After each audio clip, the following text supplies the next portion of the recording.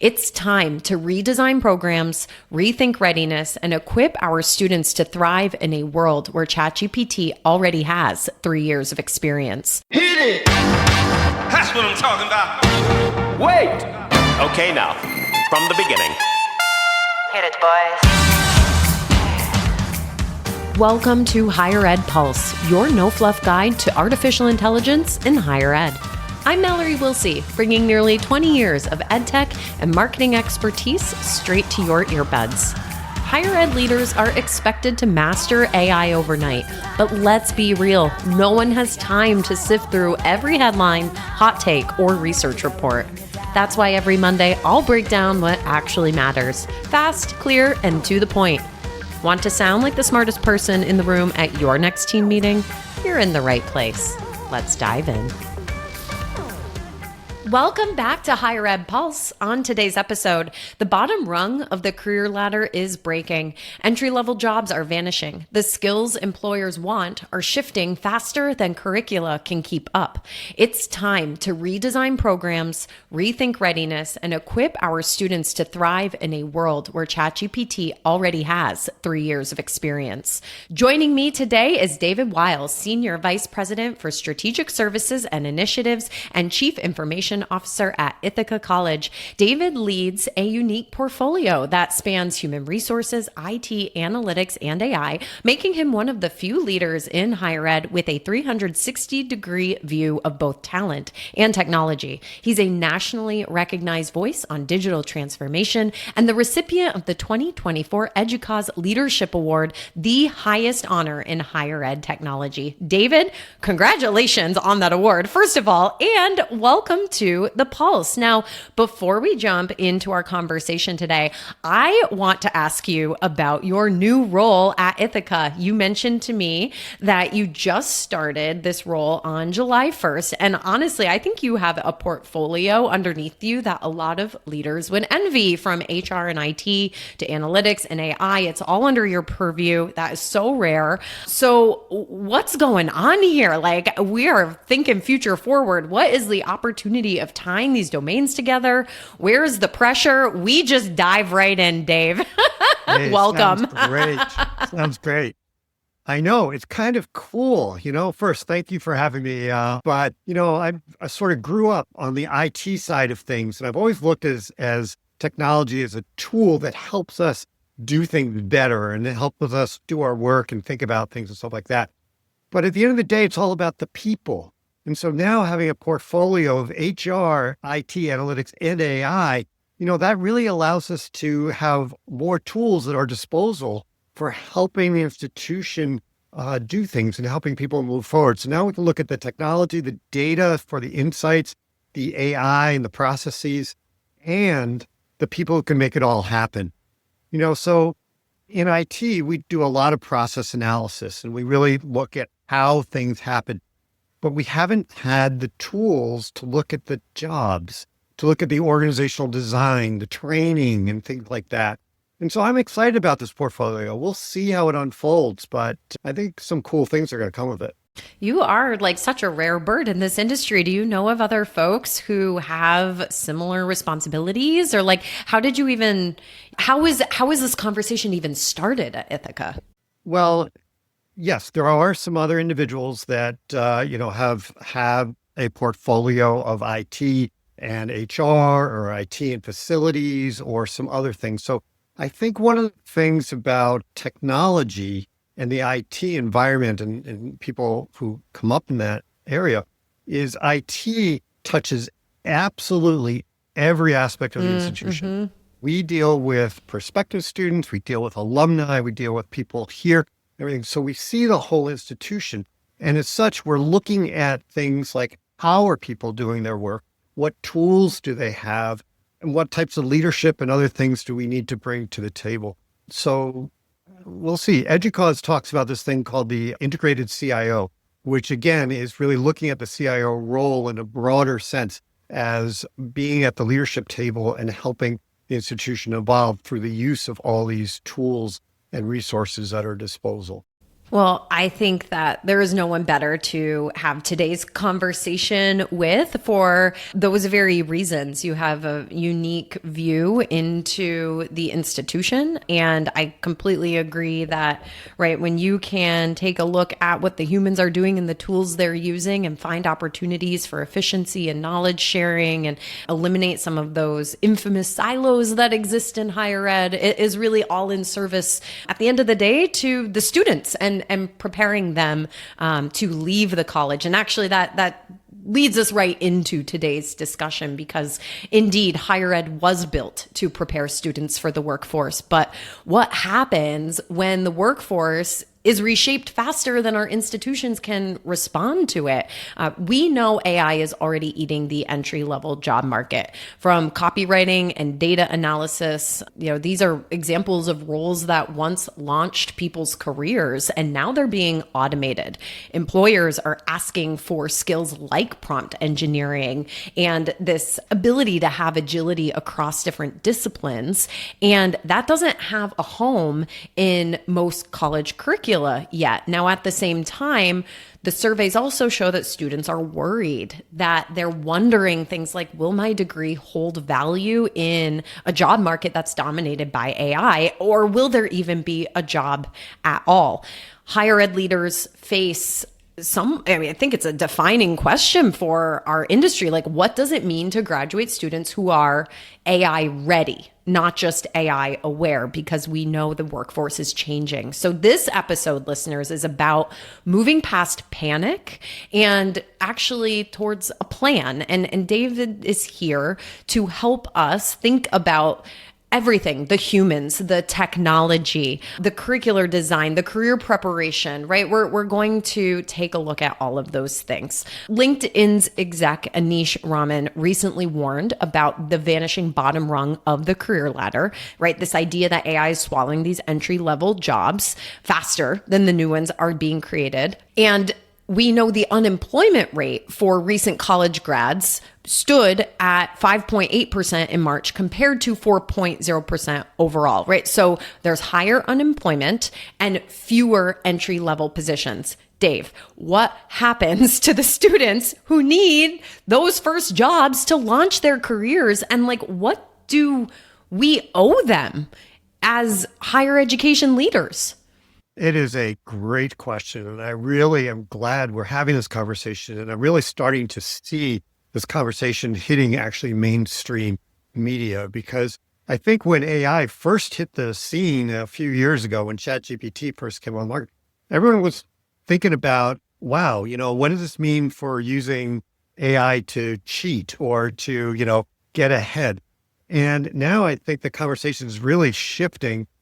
And people really start, well, what does this actually what does this mean for knowledge workers? And I think companies are struggling to figure this out as well. So a few months ago, I was talking with the vice president of HR at a Fortune 50 company. So this is a multi-billion-dollar global organization with well over 100,000 employees.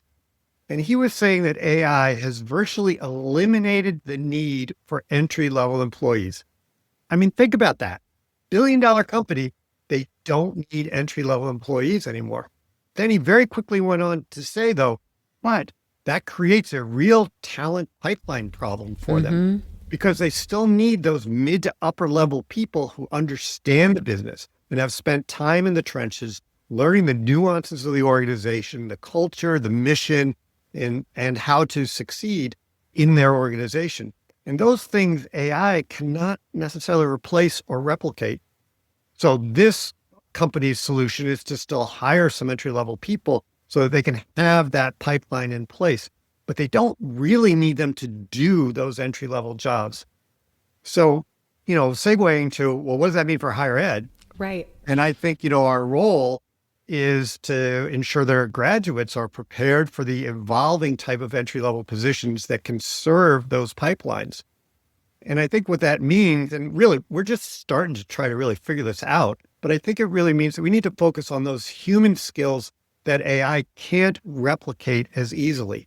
Things like curiosity and inquiry, or ethical decision-making, or being aware of culture and the impact that has on our decisions. how to collaborate and how to, teamwork, motivation, leadership, creativity, human creativity.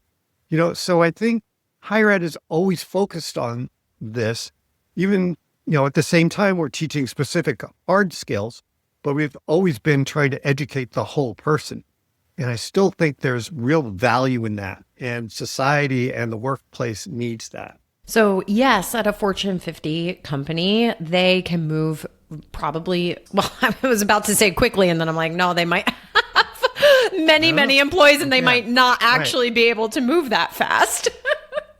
But I don't know if you see where I'm headed. Like, I think like all of these things are moving a lot faster than our business processes can catch up. And I'm not just saying like higher ed is slow here. I'm saying like the businesses our students are going to be entering might be slowly catching up to all the AI buzz, all the new tools, all the new ways. So do we actually feel like entry-level work is maybe still protected for a few years? Like if I was a student and I came up to you tomorrow and asked, will my degree still matter in 5 years versus maybe 10 or 15? Like what would you tell them?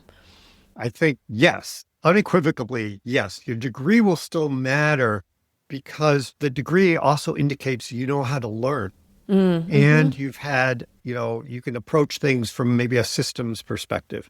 You've developed analytical thinking. You have resilience and flexibility. These are the things that I think are represented by a higher education degree, in addition to the skills of, maybe writing a press release or some of those other things. So I think some of those skills, specific skills about developing an Excel spreadsheet to analyze something or coding in a particular computer language, I think those are going to diminish in demand over time.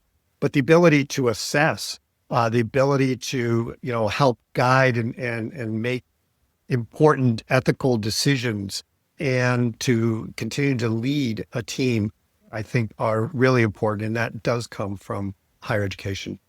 It's interesting. The World Economic Forum publishes every year their future jobs report. And they, earlier this year, they came out with a report that talked about key skills that would be critical for success in the year 2030 and beyond. So they're definitely taking AI into account.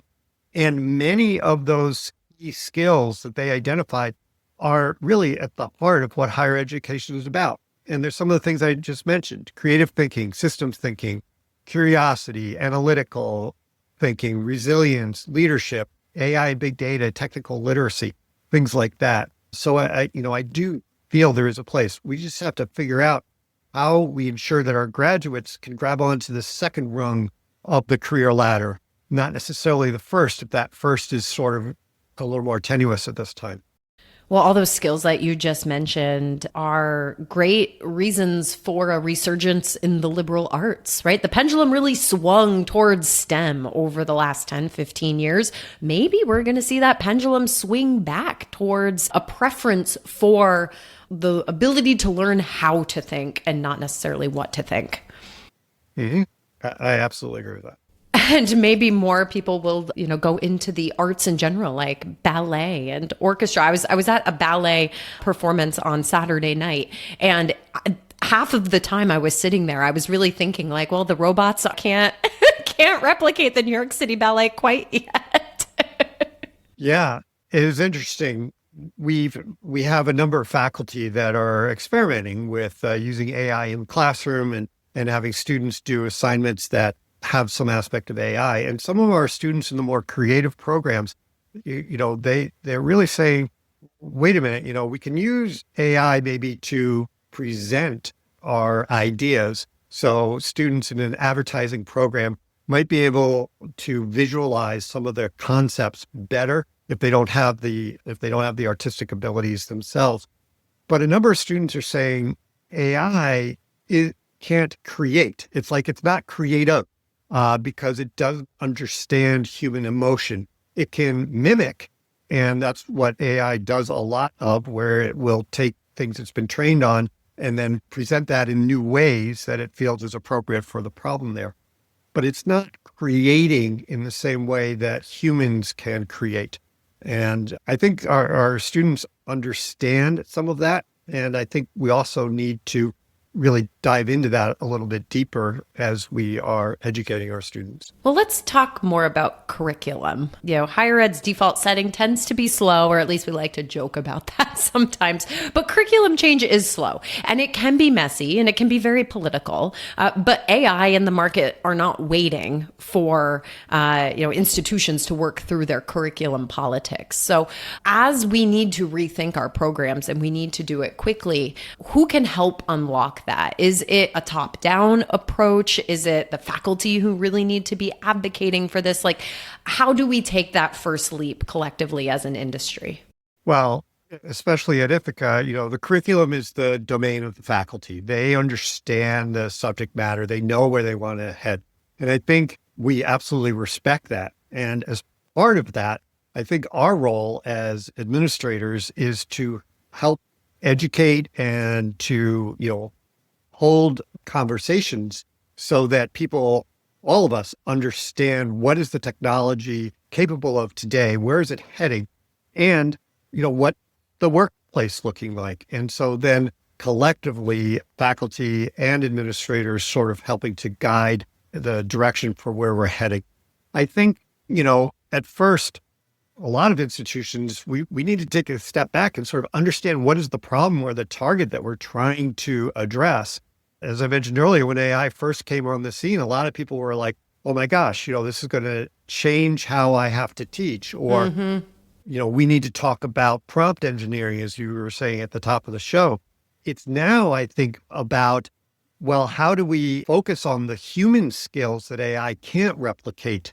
So it's in addition to teaching how to use AI, it's also how do we use our human skill sets that are uniquely human there. But back to your question about how do we take that first step?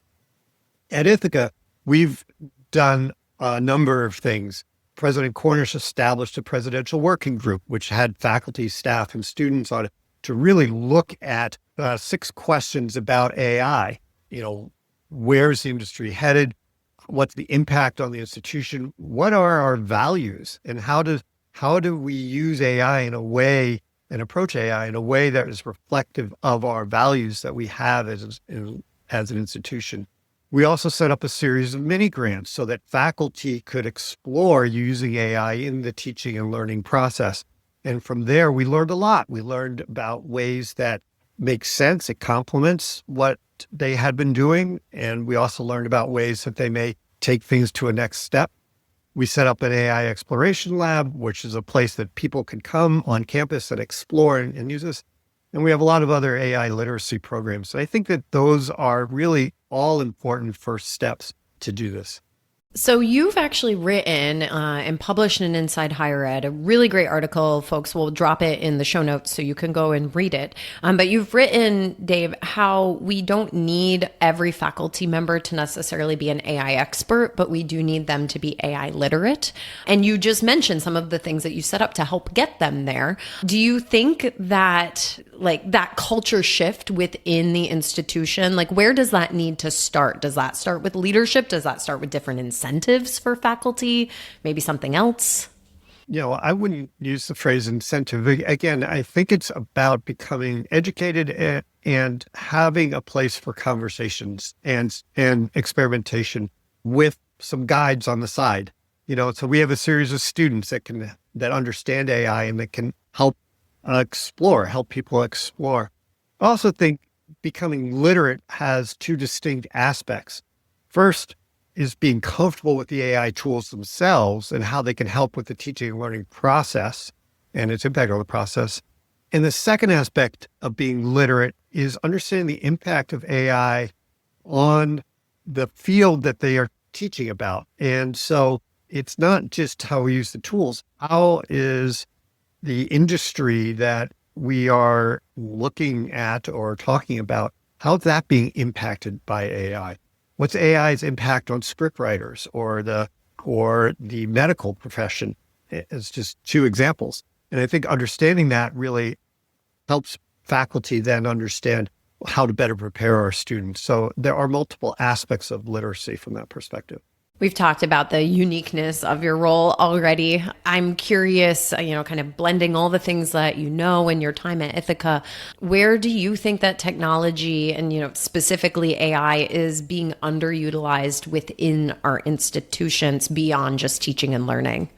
So one of the big things on my mind is how do we improve the experience that our students have on our campus? Students experience, I think, at any institution, friction. They have to tell their story multiple times in order to get certain services, or there are ways that we can use this technology and analytics to help students succeed. So I think there's a lot of potential there. And as I mentioned earlier about values, it's so important, though, that the use of the technology fits the culture of the institution. In Ithaca, we are all about the human-to-human interactions. And so we want to use this technology in a way that enhances those opportunities as opposed to intercedes or replaces. A real quick use case that we're really proud of is we have some people that work with students that are struggling. And they don't have enough staff to meet the demand.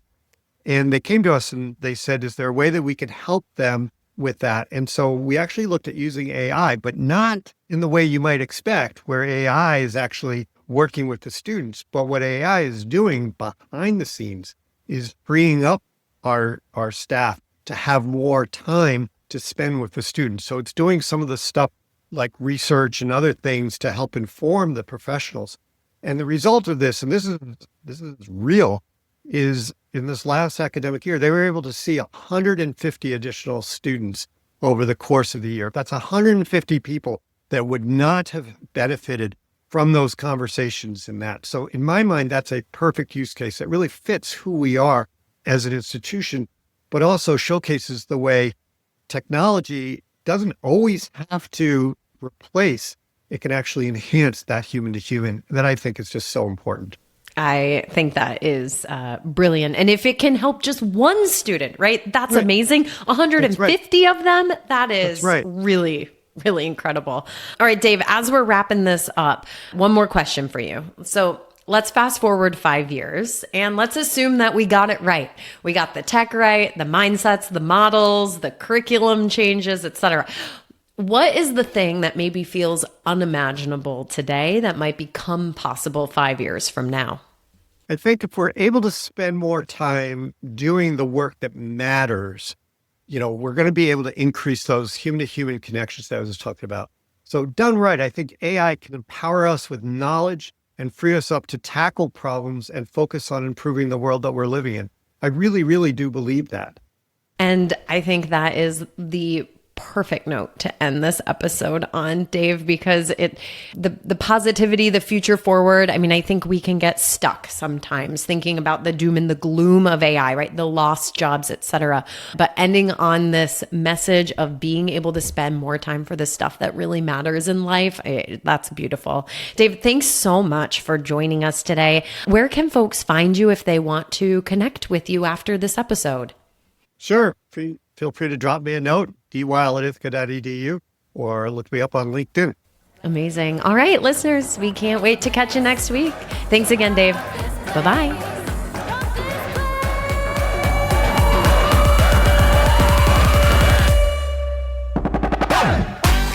Thanks for listening to the Higher Ed Pulse. The show is a proud member of the Enrollify Network, home to Higher Ed's largest collection of podcasts. Enrollify is where higher ed goes to grow.